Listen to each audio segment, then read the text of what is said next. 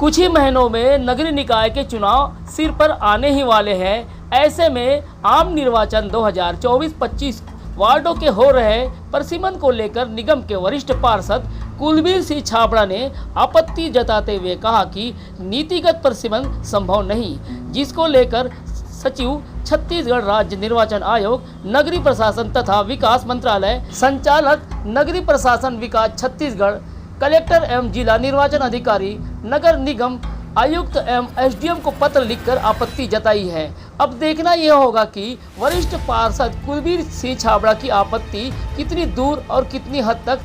वो कारगर साबित होती है।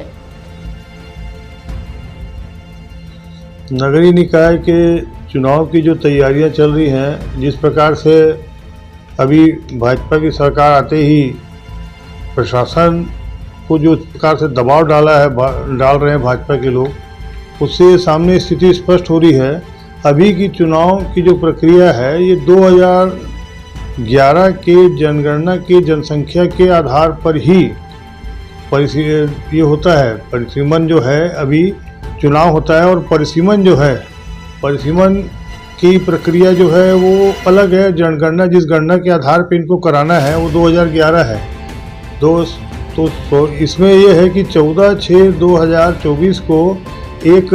पत्र संचालक नगरीय प्रशासन से लिखा जाता है कि 2011 के तहत चुनाव कराना है जनगणना के आधार पे, और दूसरा सेम उसी तारीख के ही एक संचालक महोदय ने पत्र निकाला है जिसमें क्लियर दिया हुआ है कि 2011 की जनगणना के बाद हुई वृद्धि को साथ में रखते हुए चुनाव कराना है। तो जनगणना तो अभी हुई नहीं है, इसलिए पुराने जनगणना के आधार पर ही होगा। इसमें 2014 में जो आदेश जारी हुआ था सरकार ने, 22/9/2014 का पत्र है, जिसमें सीधा क्लियर किया गया कि जनगणना 2011 के में प्रकाशित जनसंख्या को ही आधार मानकर वार्डों के आरक्षण संबंधी सब प्रक्रियाएं की जाए। तो ये चीज़ें स्पष्ट है कि जो जनगणना का आधार है वो 2011 ही होगा और नए जनसंख्या की वृद्धि जो है वो नहीं जुड़ेगी। और मूल चीज़ जो है इसके साथ साथ में ये है कि इनको चुनाव कराना जो है वो हमारा कार्यकाल 5 वर्ष का होता है। 5 वर्ष के कार्यकाल में 6 माह पूर्व तक के निर्वाचन की सभी प्रक्रियाएं जो है, वार्ड जोड़ने का, घटाने का, परिसीमन से संबंधित जो प्रक्रिया है वो 6 माह पूर्व अनिवार्यता हो जानी चाहिए। ये नगर पालिका निगम अधिनियम ये है, इसमें इसकी धारा जो है इसमें 10(4) के तहत आप देखेंगे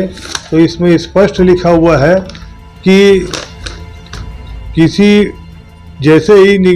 किसी नगर पालिका क्षेत्र के वार्डों की रचना पूर्ण हो जाती है, राज्य सरकार द्वारा उसकी रिपोर्ट निर्वाचन आयोग को दी जाएगी। परंतु किसी भी नगर पालिका निगम के कार्यकाल की पूर्णता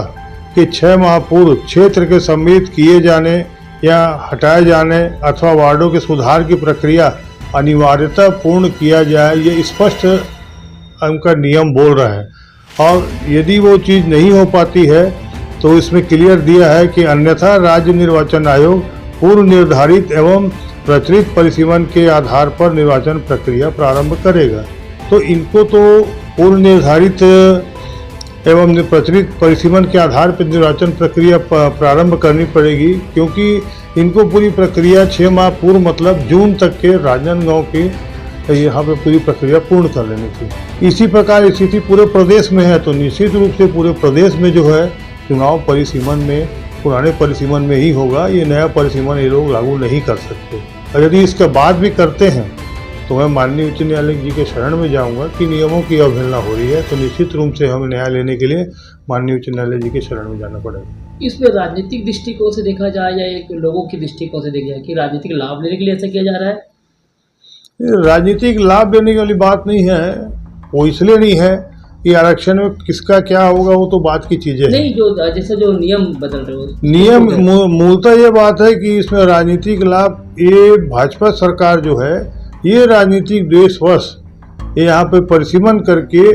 यहाँ पे लोगों को डिस्टर्ब करना चाहती है और अपने मर्जी से ये परिसीमन की प्रक्रिया कराकर, नियम विरुद्ध काम कराकर ये यहाँ पे अपने लोगों को यहाँ खड़ा करना चाहती है। इसके लिए इतनी बड़ी ये इनका जो षड्यंत्र है वो सामने प्रतीत हो रहा है, क्योंकि निश्चित रूप से अधिकारी जो हैं वो दबाव में होंगे और अधिकारियों ने दबाव में ही ये प्रक्रियाएं बाद में जारी की है। नहीं तो पहले ही आदेश आ जाता कि समय बीत चुका है तो पुराने परिसीमन के आधार पे ही यह चुनाव की प्रक्रिया का कार्य प्रारंभ होगा। अभी हमने उन राज्य निर्वाचन आयोग से और समस्त निर्वाचन संबंधित सचिव, संचालक जी, माननीय कलेक्टर और सभी से निवेदन किया है